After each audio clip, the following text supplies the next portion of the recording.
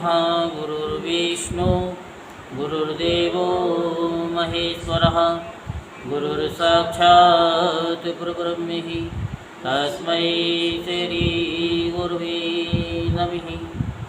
ओम गजाननं भूतगणादिसेवितं कपितजम्बुफलचारुभक्षणं उमासुतं शोकविनाशकारिकं नमामि विघ्नेश्वरपादपङ्कजं सच्चिदानन्दरूपाय विश्वोत्पत्त्यादिहेतवे तापत्रे विनाशाय श्रीकृष्णाय वयं नमः।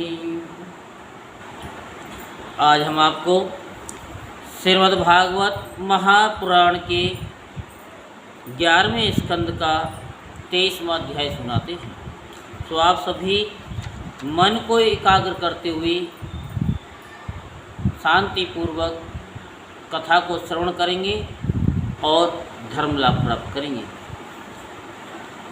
एक ही उपाय है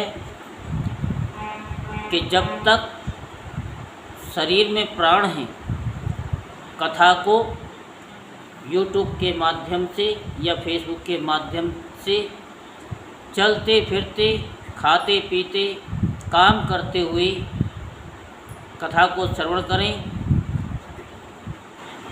किसी भी अवस्था में श्रवण करें, आपका कल्याण ही होगा, उसका पूर्ण फल मिलेगा। तो 23वें अध्याय में एक तितिक्षुक ब्राह्मण का इतिहास के बारे में आपको बताया जाएगा। श्री सुखदेव जी कहते हैं कि परीक्षित, वास्तव में भगवान की लीला कथा ही श्रवण करने के योग्य है। वे ही प्रेम और मुक्ति के दाता हैं। जब उनके परम प्रेमी भक्त उद्धव जी ने इस प्रकार प्रार्थना की, तब यदुवंश विभूषण श्री भगवान ने उनके प्रश्न की प्रशंसा करके उनसे इस प्रकार कहा। देवगुरु बृहस्पति जी के शिष्य उद्धव जी, इस संसार में प्राय ऐसे संत पुरुष नहीं मिलते जो दुर्जनों की कटुवाणी से बिंधे हुए अपने हृदय को संभाल सकें। मनुष्य का हृदय मर्मभेदी बाणों से बिंधने पर भी उतनी पीड़ा का अनुभव नहीं करता जितनी पीड़ा उसे दुष्ट जनों के मर्मांतक एवं कठोर बाण पहुँचाते हैं। उद्धव जी इस विषय में महात्मा लोग एक बड़ा पवित्र प्राचीन इतिहास कहा करते हैं। मैं वही तुम्हें सुनाऊंगा, तुम मन लगा करके इसे सुनो। एक भिक्षुक को दुष्टों ने बहुत सताया था। उस समय भी उसने अपना धैर्य न छोड़ा और उसे अपने पूर्व जन्म के कर्मों का फल समझकर कुछ अपने मानसिक उद्गार प्रकट किए थे।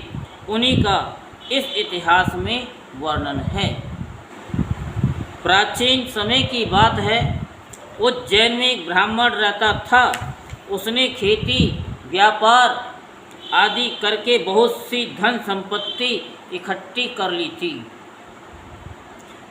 वह बहुत ही कृपण, कामी और लोभी था। क्रोध तो उसे बात बात में आ जाया करता था। उसने अपने जाति बंधु और अतिथियों को कभी मीठी बात से भी प्रसन्न नहीं किया। खिलाने पिलाने की तो बात ही क्या, वह धर्म कर्म से रोते घर में रहता और स्वयं भी अपनी धन संपत्ति के द्वारा समय पर अपने शरीर को भी सुखी नहीं करता था।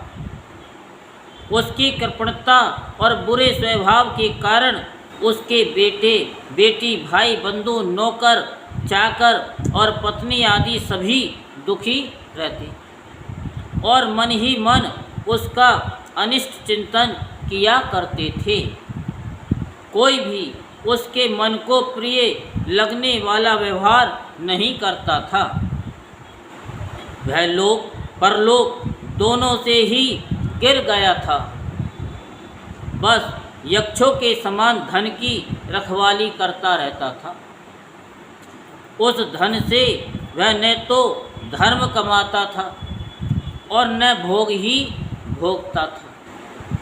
बहुत दिनों तक इस प्रकार जीवन बिताने से उस पर पंच महायज्ञ के भागी देवता बिगड़ उठे।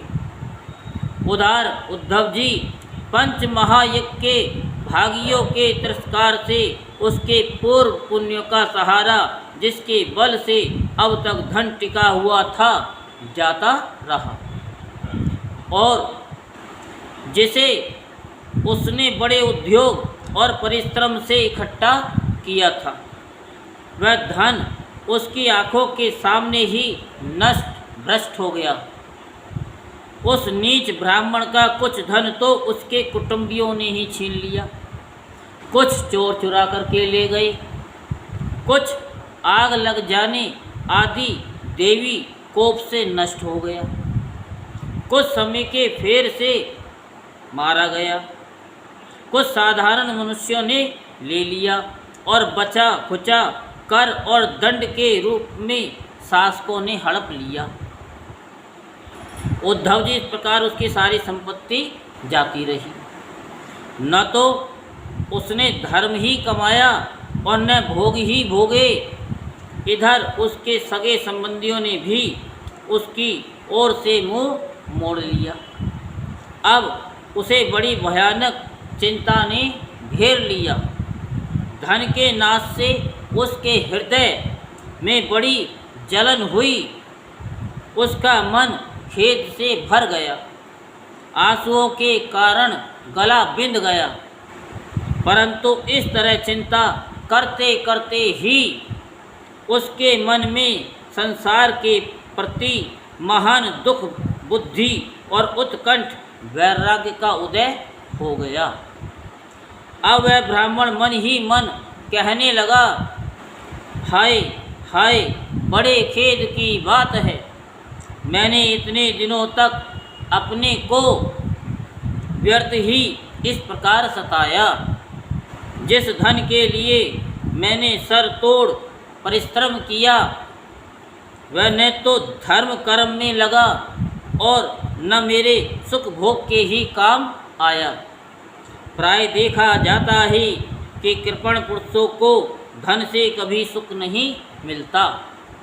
इस लोक में तो वे धन कमाने और रक्षा की चिंता में जलते रहते हैं और मरने पर धर्म न करने के कारण नरक में जाते हैं। जैसे थोड़ा सा भी कोढ़ सर्वांग सुंदर स्वरूप को बिगाड़ देता है, वैसे ही तनिक सा भी लोभ यशस्वियों के शुद्ध यश और गुणियों के प्रशंसनीय गुणों पर पानी फेर देता है। धन कमाने में, कमा लेने पर उसको बढ़ाने, रखने एवं खर्च करने में तथा उसके नाश और उपभोग में जहाँ देखो वहीं निरंतर परिश्रम, भय, चिंता और भ्रम का ही सामना करना पड़ता है। क्या करना पड़ता है? सामना। चोरी, हिंसा, झूठ बोलना, दंभ, काम, क्रोध, गर्व, अहंकार, भेद बुद्धि, वैर, अविश्वास, स्पर्धा, लंपटता, जुआ और शराब, ये 15 अनर्थ मनुष्यों में धन के कारण ही माने गए हैं। इसलिए कल्याणकामी पुरुष को चाहिए कि सर्वदा स्वार्थ एवं परमार्थ के विरोधी अर्थ नामधारी अनर्थ को दूर से ही छोड़ दे। भाई बंधु, स्त्री पुरुष, माता पिता, सगे संबंधी जो सने बंधन से बंधकर बिल्कुल एक हुए रहते हैं, सब के सब कोड़ी के कारण इतने फट जाते हैं कि तुरंत एक दूसरे के शत्रु बन जाते हैं। ये लोग थोड़े से धन के लिए भी क्षुब्ध और क्रुद्ध हो जाते हैं। बात की बात में सौहार्द संबंध छोड़ देते हैं, लाग डांट रखने लगते हैं और एकाएक प्राण लेने देने पर उतारो हो जाते हैं, यहाँ तक कि एक दूसरे का सर्वनाश कर डालते हैं। देवताओं के भी प्रार्थनीय मनुष्य जन्म को और उसमें भी श्रेष्ठ ब्राह्मण शरीर प्राप्त करके जो उसका अनादर करते हैं और अपने सच्चे स्वार्थ परमार्थ का नाश करते हैं, वे अशुभ गति को प्राप्त होते हैं। ये मनुष्य शरीर मोक्ष और स्वर्ग का द्वार है। इसको पाकर भी ऐसा कौन बुद्धिमान मनुष्य है जो अनर्थों के धाम धन के चक्कर में फंसा रहे। जो मनुष्य देवता ऋषि पितृ प्राणी जाति भाई कुटुंबी और धन के दूसरे भागीदारों को उनका भाग देकर संतुष्ट नहीं रखता और न स्वयं ही उसका उपभोग करता है, वह यक्ष के समान धन की रखवाली करने वाला कृपण तो अवश्य ही अधोगति को प्राप्त होता है। मैं अपने कर्तव्य से च्युत हो गया हूँ। मैंने प्रमाद से अपनी आयु धन और बल पौरुष खो दिए। विवेकी लोग जिन साधनों से मोक्ष तक प्राप्त कर लेते हैं, उन्हीं को मैंने धन इकट्ठा करने की व्यर्थ चेष्टा में खो दिया। अब बुढ़ापे में मैं कौन सा साधन करूँगा? मुझे मालूम नहीं होता कि बड़े बड़े विद्वान भी धन की व्यर्थ तृष्णा से निरंतर क्यों दुखी रहते हैं। होना हो अवश्य ही ये संसार किसी की माया से अत्यंत मोहित हो रहा है। ये मनुष्य शरीर काल के विकराल गाल में पड़ा हुआ है। इसको धन से और धन देने वाले देवताओं और लोगों से, भोग वासनाओं और उनको पूर्ण करने वालों से तथा पुनः पुनः जन्म मृत्यु के चक्कर में डालने वाले सकाम कर्मों से लाभ ही क्या है। इसमें संदेह नहीं है कि सर्वदेव स्वरूप भगवान मुझ पर प्रसन्न हैं, तभी तो उन्होंने मुझे इस दशा में पहुंचाया है और मुझे जगत के प्रति ये दुख बुद्धि और वैराग्य दिया है। वस्तुतः वैराग्य ही इस संसार सागर से पार होने के लिए नौका के समान है। और ये वैराग्य कब तक रहता है? जब तक इस वैराग्य के संपर्क में रहते हैं। और नहीं तो आप सब जानते हैं कि शमशान में जाते हैं तो वहाँ पूर्ण वैराग्य सबको हो जाता है, लेकिन उससे आते आते आधा ख़त्म हो जाता है और फिर आकर के घर में घुसते के साथ ही आधे घंटे के अंदर सारा वैराग्य ख़त्म हो जाता है। फिर तो मेरा और तेरा और ये करना है और वो करना है, उसी में ही समय, फिर नहीं पता कि हम किसी को भूख के भी आए थे, सारा वैराग्य गया। तो इसलिए बार बार कथा सुनेंगे तो बार बार ही वैराग्य जागृत होगा। जब एक एक कदम या एक एक मिनट भी वैराग्य हुआ प्रतिदिन, तो साल भर में कितना वैराग्य हो जाएगा कि आप मिटाना भी चाहोगे तो वैराग्य मिटेगा नहीं और भूल भी नहीं पाएंगे। तभी तो आपको कई बार बताया है कि सुबह उठो, आंखें खुलें तो कहना भगवान आपकी बड़ी कृपा है, नहीं तो हमें तो उम्मीद ही नहीं थी कि हम सुबह जग पाएंगे या नहीं, या सीधे ही हम शमशान की यात्रा करेंगे। जब ये वैराग्य सुबह सुबह जागृत हो जाएगा तो सारे दिन आपको वैराग्य में ही रहेगा। बताया था ना, तब कुछ दूसरे स्टाइल में बताया था कि मैं मर चुका हूँ, सारे लोग घर वाले रो रो करके पागल हो रहे हैं, एक दूसरे को फ़ोन कर रहे हैं और सब आ गए हैं, सब रो भी रहे हैं। कोई कह रहा है सामान लेकर के आओ बांधने के लिए, कोई कह रहा कि चलो जल्दी से ले चलो। फिर लेके जा रहे हैं शमशान में। फिर वहाँ शमशान में लकड़ियों पर हमको रख दिया है, फिर हमारे ऊपर लकड़ी भी रख दी है और फिर आग भी लगा दी है और धूं धूं करके हम जल रहे हैं। बताया कि नहीं बताया? तो क्या है, उससे ये वैराग्य जागृत हो जाता है। बस मनुष्य की इतनी सी कहानी है, किसके लिए वो जोड़ रहा है, किसके लिए वो कर रहा है। तो जोड़ना है तो भगवान का नाम जोड़ो, उनकी कथा श्रवण करो, चलते फिरते, खाते पीते, काम करते हुए। कितनी बार बताया कि काम करते चलो, नाम जपते चलो, हर समय कृष्ण का ध्यान धरते चलो। तो बस इतना ही है। भगवान कहते कि तू ये नहीं कि पालती मार के बैठ जा और मेरे ध्यान में चला जा, मेरी बस नहा धो तभी कथा सुन। तो नहीं नहाया धोया तब भी कथा को सुन चलते फिरते, क्योंकि मंदिर में जाओगे तो नहा धो करके ही जाओगे, लेकिन अपने घर में आप बिना नहाए धोए भी पूजा पाठ कर सकते हैं।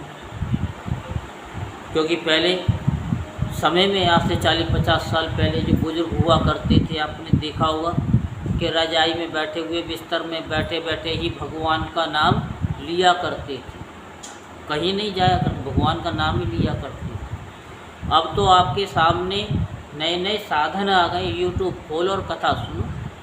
अपना रोज़ का एक नियम बना लो कि हमें रोज़ की एक कथा सुननी है, 2 कथा सुननी है। जब आप ये नियम बना लेंगे तो कथा आपके रोम रोम में बस जाएगी और फिर आपको ये गाने की ज़रूरत नहीं पड़ेगी कि गोविंद मेरी यही प्रार्थना है कि जब मैं मरूं तो मुझसे आपका नाम निकले, क्योंकि फिर तो नाम निकलेगा ही क्या, वो तो चलता ही रहेगा। जो बताया कि श्वासों की ना टूटे लड़ी और नाम जप ले घड़ी दो घड़ी। तो जब श्वास की माला जो चालू हो जाएगी, उस माला को नहीं, जो अंदर की माला है, सांस आ रही है और जा रही है, ये माला, ये आप चलाओ या ना चलाओ, चल रही है। आप सोचते हो कि हम सांस ले रहे हैं, छोड़ रहे हैं, नहीं, वो तो चलेगा, आप लो या मत लो। तो ऐसे ही वो नाम भी अपने आप आएगा और जाएगा, आएगा और जाएगा, बस उसी को चालू करना है, फिर तुम्हें कुछ करने की ज़रूरत नहीं है। तो यही चीज़ बताई है कि वैराग्य ही संसार सागर से पार होने के लिए नौका के समान है। बस ये वैराग्य ही तो जागृत करना है कि हम एक पल एक क्षण क्यों खो रहे हैं, कि हे मेरे कन्हैया, हे मेरे भोले बाबा, हे माता रानी, हे मेरे श्री राम, ऐसा करो कि मैं आपके तत्व ज्ञान से आपको प्राप्त करूं। मुझ पर कृपा कीजिए, ऐसी कृपा कीजिए कि मुझे तत्व ज्ञान के लिए वो समय, वो घड़ी का प्रबंध कीजिए जिससे कि मैं आपको प्राप्त कर सकूं। जब हृदय से ये बातें निकलेंगी तो भगवान आपको तत्व ज्ञान तक पहुंचा देंगे। मैं अब ऐसी अवस्था में पहुंच गया हूँ, यदि मेरी आयु शेष हो तो मैं आत्म लाभ में ही संतुष्ट रहकर अपने परमार्थ के संबंध में सावधान हो जाऊंगा, और अब जो समय बच रहा है उसमें अपने शरीर को तपस्या के द्वारा सुखा डालूंगा। तीनों लोकों के स्वामी देवगण मेरे इस संकल्प का अनुमोदन करें। अभी निराश होने की कोई बात नहीं है, क्योंकि राजा खटवांग ने तो 2 घड़ी में ही भगवत धाम की प्राप्ति कर ली थी। 2 घड़ी। लेकिन वो 2 घड़ी के लिए उसने जो करुण पुकार की थी वो तो कुछ अलग ही थी। भगवान श्री कृष्ण कहते हैं, उद्धव जी, उस उज्जैन निवासी ब्राह्मण ने मन ही मन इस प्रकार निश्चय करके मैं और मेरे पन की गांठ खोल दी। कल यही बताया, मैं और मेरा पन, ये गांठ खोल दी, और यही गांठ खोलनी सबसे भारी है। इसके बाद वह शांत होकर मौनी सन्यासी हो गया। अब उसके चित्त में किसी भी स्थान, वस्तु या व्यक्ति के प्रति आसक्ति न रही। उसने अपने मन, इंद्रिय और प्राणों को बस में कर लिया। अब उसे बर्फी खाने का मन नहीं। वह पृथ्वी पर स्वच्छंद रूप से विचरने लगा। वह भिक्षा के लिए नगर और गांव में जाता अवश्य था, परंतु इस प्रकार जाता था कि कोई उसे पहचान न पाता था। उद्धव जी, वह भिक्षुक अवधूत बहुत बूढ़ा हो गया था। दुष्ट उसे देखते ही टूट पड़ते और तरह तरह से उसका तिरस्कार करके उसे तंग करते। कोई उसका दंड छीन लेता तो कोई भिक्षा पात्र ही झटक ले जाता, कोई कमंडलू उठा करके ले जाता, तो कोई आसन, कोई रुद्राक्ष की माला और कंथा ही लेकर भाग जाता। कोई तो उसकी लंगोटी और वस्त्र को ही इधर उधर डाल देती। कोई वे वस्तुएं देकर और कोई दिखला कर फिर छीन लेती। जब वह अवधूत मधुकरी मांग कर लाता और बाहर नदी तट पर भोजन करने बैठता, तो पापी लोग कभी उसके सिर पर मूत देते तो कभी थूक देते। वे लोग उस मौनी अवधूत को तरह तरह से बोलने के लिए विवश करते, और जब वह इस पर भी न बोलता तो उसे पीटते। उसे कोई चोर कह कर के डांटने डपटने लगता, कोई कहता कि इसे बांध लो, और फिर उसे रस्सी से बांधने लगते। कोई उसका तिरस्कार करके इस प्रकार ताना कसते कि देखो देखो, अब इस कृपण ने धर्म का ढोंग रचा रखा है। धन संपत्ति जाती रही, स्त्री पुत्रों ने घर से निकाल दिया, तब इसने भिक्षा मांगने का रोजगार लिया है। ओहो, देखो तो सही, ये मोटा तगड़ा भिखारी धैर्य में बड़े भारी पर्वत के समान है। ये मौन रहकर अपना काम बनाना चाहता है। आपने भी सुना होगा, लोग कहते हैं कि हट्टा कट्टा है, जवान है, फिर भी भिक्षा मांग रहा है। ये नहीं है कि कुछ काम धंधा कर ले। सुना ही नहीं सुना? सब हमारे भागवत में ही है। अब उनके जी पे क्या बीतती है, उन्होंने क्या संकल्प लिया, उनके क्या गुरुजी ने बताया है, ये तो वो जानता है। सचमुच ये बगुले से भी बढ़कर ढोंगी और दृढ़ निश्चयी है। कोई उस अवधूत की हंसी उड़ाता तो कोई उस पर अधोवायु छोड़ता। जैसे लोग तोता मैना आदि पालतू पक्षियों को बांध लेते या पिंजड़े में बंद कर लेते, वैसे ही उसे भी लोग बांध देते और घरों में बंद कर देते, किंतु वह सब कुछ चुपचाप सह लेता। उसे कभी ज्वर आदि के कारण दैहिक पीड़ा सहनी पड़ती, कभी गर्मी सर्दी आदि से देवी कष्ट उठाना पड़ता, और कभी दुर्जन लोग अपमान आदि के द्वारा उसे भौतिक पीड़ा पहुँचाते, परंतु भिक्षुक के मन में इससे कोई विकार न होता। वह समझता कि ये सब मेरे पूर्व जन्म के कर्मों का फल है। और इसे मुझे अवश्य भोगना पड़ेगा। यद्यपि नीच मनुष्य तरह तरह के तिरस्कार करके उसे उसके धर्म से गिराने की चेष्टा किया करते, फिर भी वह बड़ी दृढ़ता से अपने धर्म में स्थिर रहता और सात्विक धैर्य का आश्रय लेकर कभी कभी ऐसे उद्गार प्रकट किया करता। ब्राह्मण कहता, मेरे सुख अथवा दुख का कारण न मनुष्य है, ये मनुष्य नहीं है, न देवता है, न शरीर है और न ग्रह कर्म एवं काल ही है। श्रुतियाँ और महात्मजन मन को ही इसका परम कारण बताते हैं। मन और मन ही इस सारे संसार चक्र को चला रहा है। सचमुच ये मन बहुत बलवान है। इसी ने विषयों, उनके कारण गुणों और उनसे संबंध रखने वाली वृत्तियों की सृष्टि की है।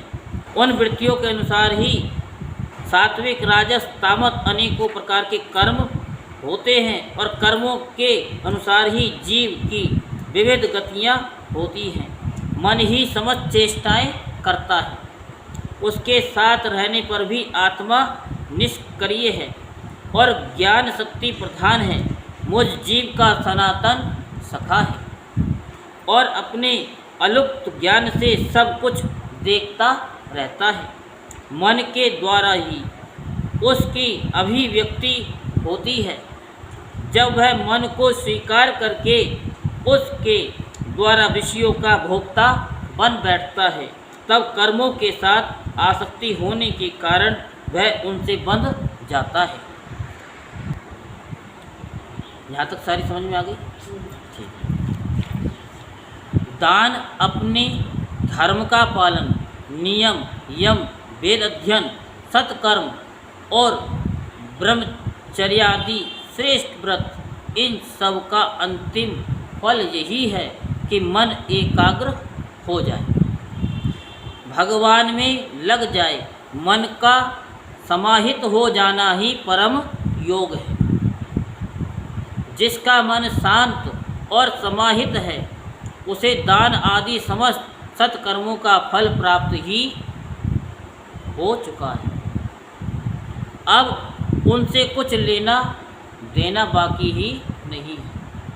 और जिसका मन चंचल है अथवा आलस्य से अभिभूत हो रहा है, उसको इन दान आदि शुभ कर्मों से अब तक कोई लाभ नहीं हुआ है।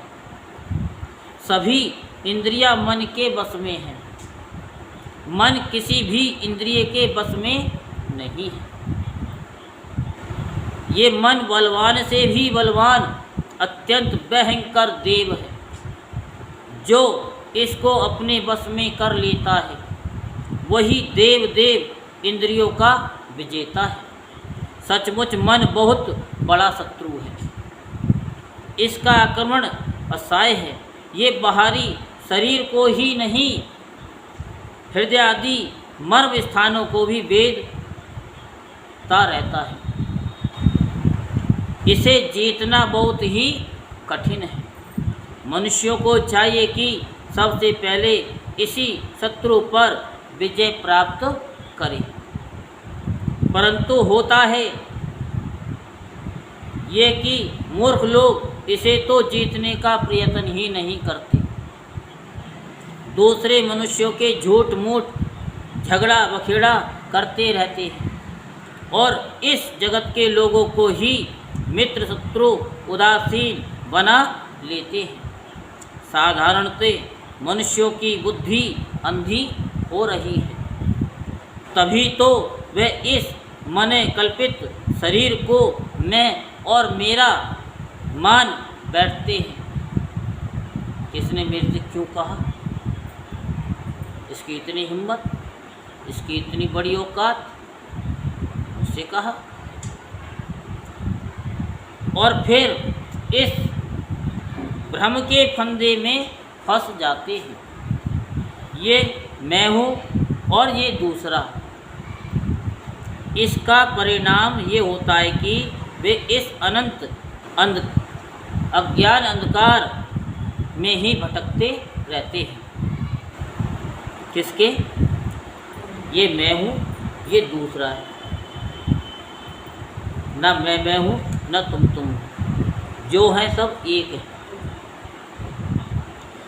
यदि मान ले कि मनुष्य ही सुख दुख का कारण है, तो भी उनसे आत्मा का क्या संबंध है?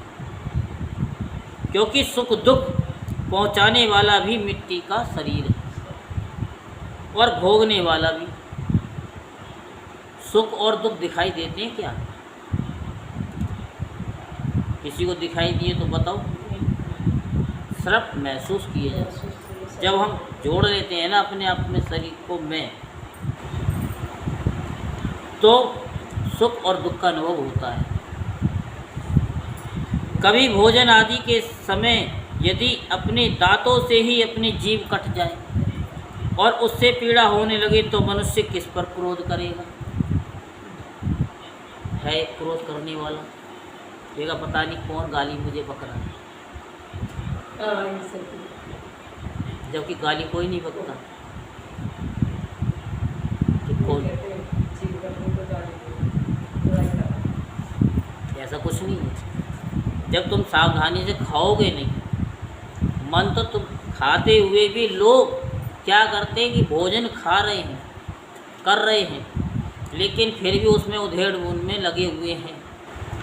कहाँ 49 से 50 कैसे हो जाएं, खा रहे हैं, लेकिन कुछ ना कुछ उनके दिमाग में चल रहा होता है। जबकि हमारे धर्मशास्त्र कहते हैं कि जब भोजन करो तो एक टुकड़े को 32 बार चबाओ,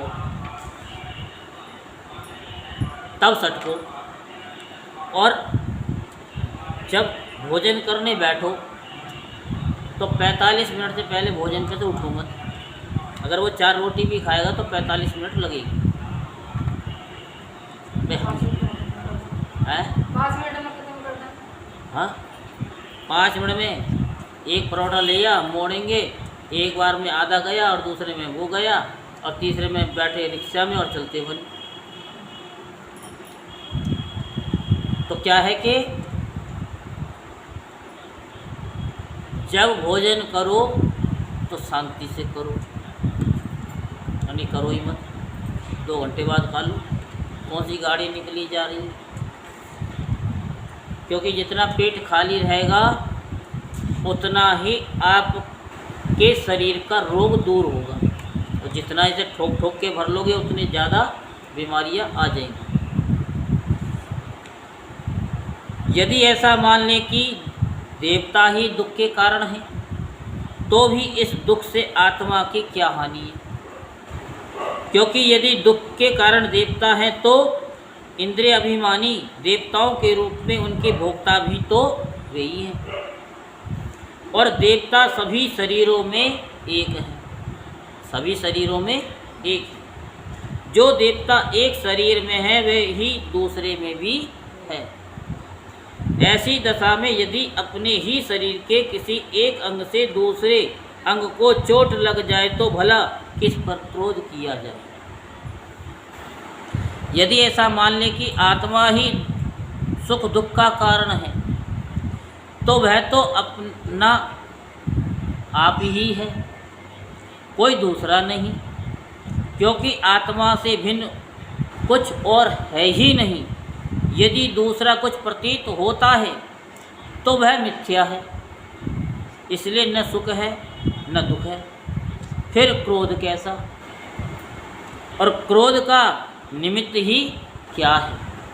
यदि ग्रहों को सुख दुख का निमित्त माने तो उनसे भी अजन्मा आत्मा की क्या हानि?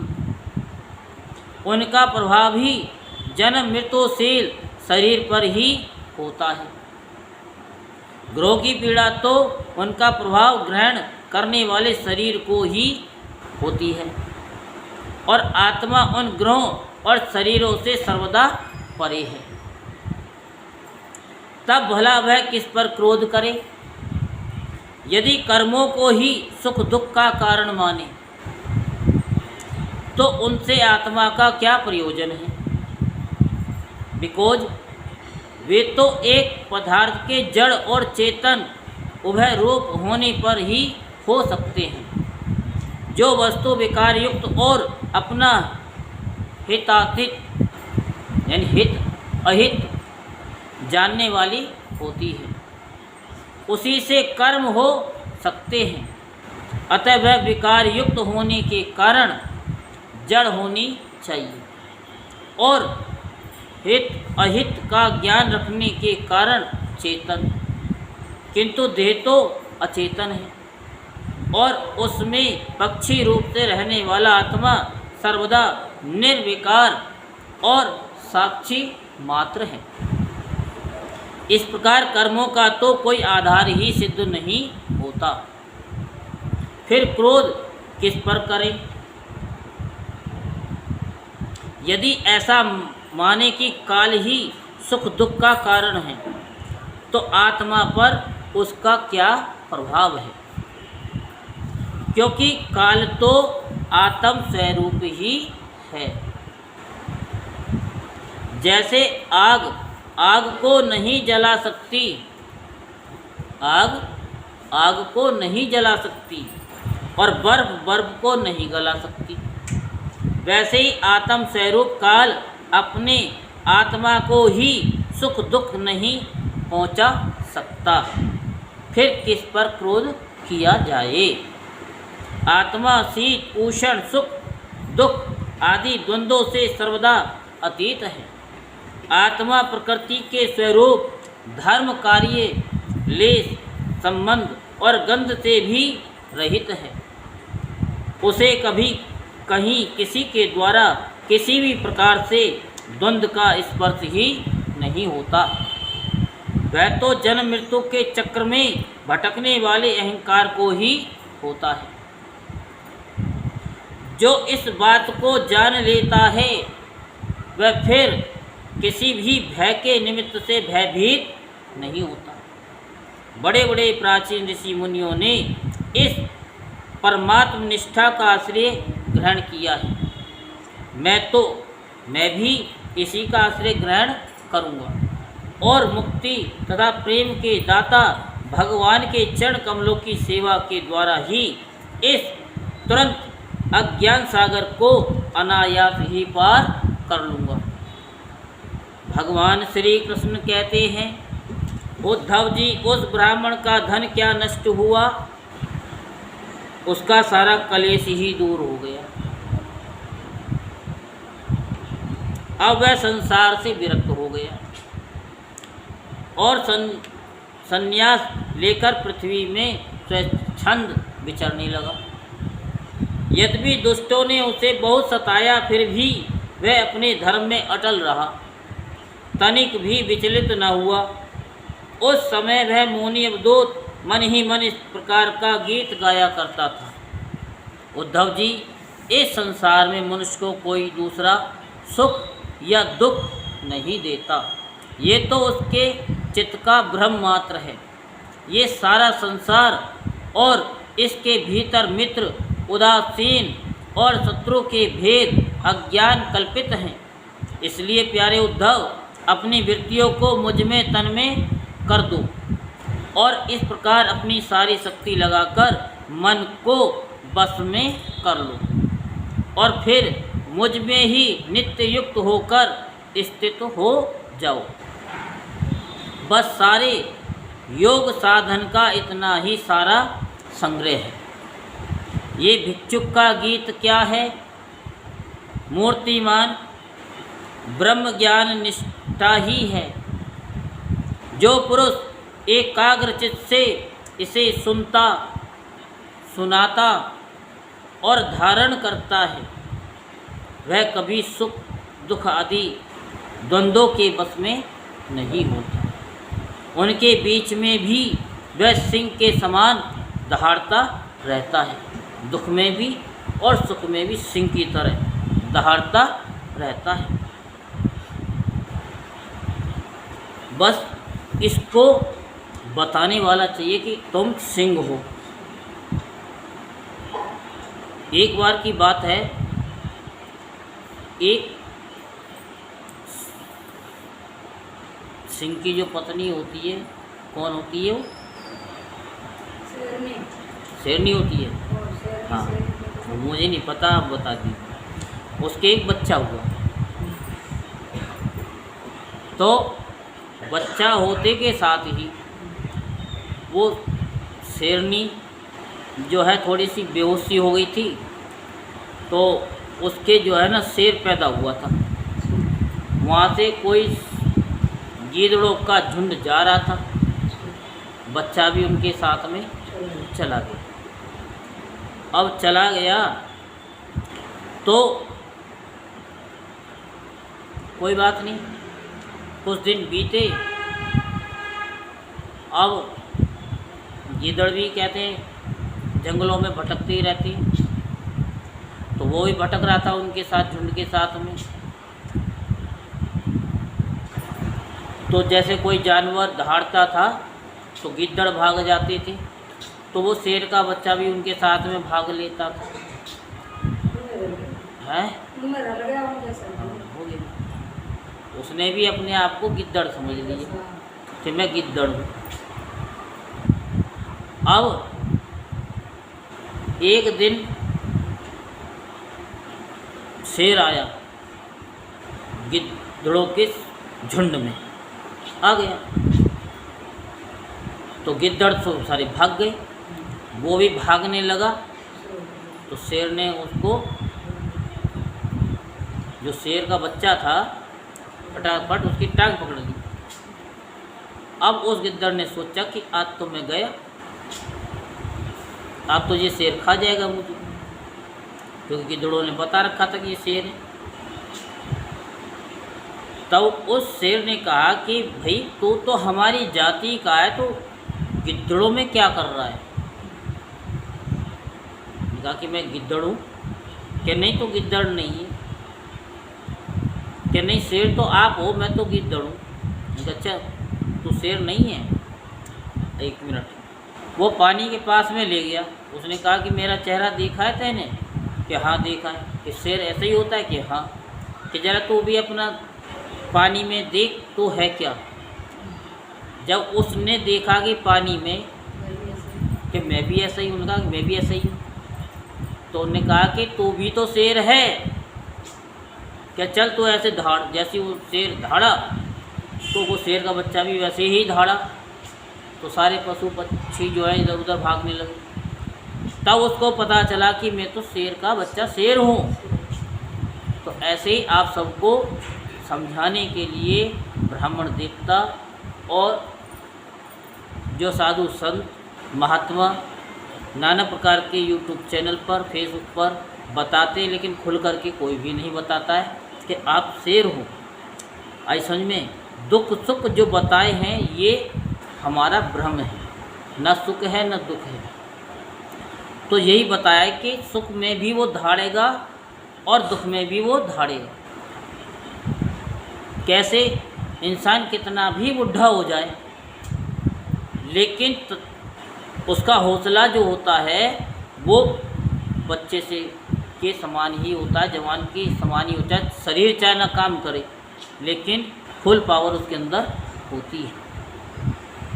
तो यहीं पर श्रीमद् भागवत महापुराण का 11वें स्कंद का कौन सा अध्याय संपूर्ण होता है?